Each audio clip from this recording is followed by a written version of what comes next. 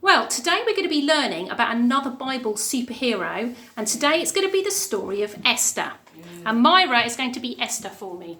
So, Myra, your name is Esther, and you've had quite a hard life. So, sadly, your mum and died when you were little, but you live with your Uncle Mordecai, who is Marlena, okay?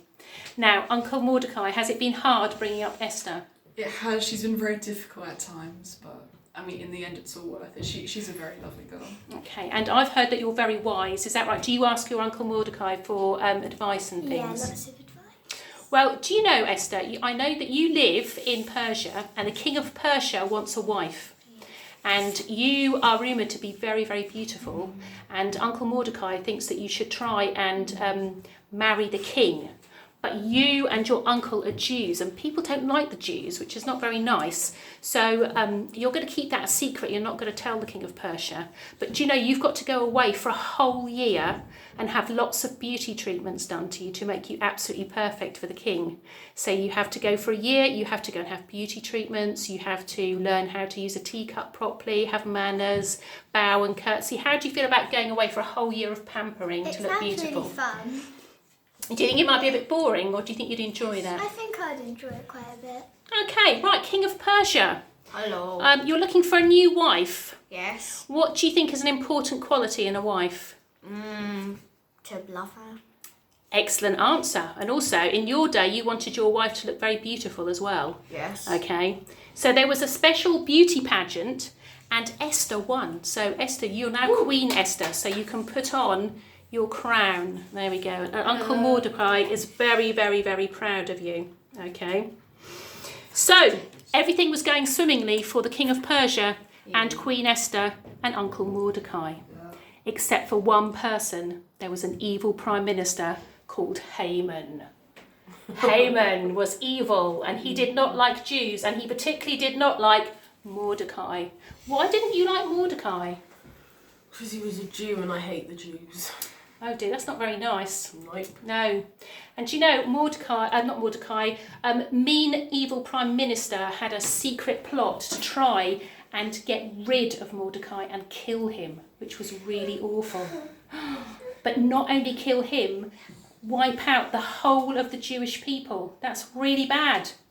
Queen Esther, how do you feel about that? You found out about this plot. How did you feel about it? I feel really annoyed because everyone has the right for their own religion.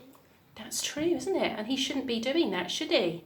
But you've got a problem. You can't go and talk to the king about it, because in those days, you couldn't just go and talk to your husband, the king. You had to ask permission to talk to him, and he had to be in a good mood. Otherwise, he might decide that he was very angry with you and you wouldn't be queen anymore. And also, you'd kept a secret from him, hadn't you? You hadn't told him you were a Jew. So what did you do? Who could you ask for advice? Who do you think you might have asked for advice? I'd probably ask Mordecai. That's right, you did. So you went to ask Uncle Mordecai and you had a good chat with him. And he said, do you know what? Do you know what Mordecai said?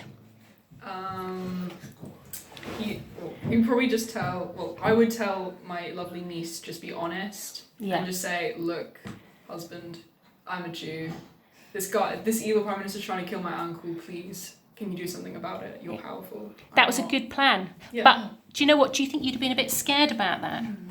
Yeah, but I would be a little bit more not too scared because I know him. Right, that's true. But actually, Esther was quite scared, and she was worried about what would happen if the king of Persia found out that she was a Jew. And she was also worried about what would happen if she didn't say anything, because all the Jewish people might be killed. So you had to be very brave, didn't you, Queen Esther? And you hatched a very cunning little plan to try and do it in the right way. You actually approached the king and asked him if you could have a big party. And you did. So you had a couple of parties and you invited Uncle Mordecai. And the king liked Uncle Mordecai because Uncle Mordecai had actually saved his life on a previous occasion, and it reminded him about that when he saw him. And also, she invited evil Prime Minister Haman as well, who was not so pleased to be coming. And do you know what happened in the end? Through the party, the Queen decided to tell the king the truth. And the king saw Uncle Mordecai and he remembered that he'd saved his life. So the king told Haman to make sure that he looked after Mordecai and treated him as a very important person. Were you pleased about that? Good. No. Look at that face. He was not pleased. But actually, in the end, it all came good because the king found out about your evil plan and the Jewish people were saved. Woo! And you know, the Jewish people wouldn't be around today if it hadn't have been for Queen Esther. Yes, they are. So, Awesome. and not only that, that Jewish people today have a special festival to remember what Queen Esther did for them. And I think it's called Purim, And that's a special festival they have every year to remember the bravery of Queen Esther who saved the Jews. I love you all. Thank you, everybody. Bye. Bye.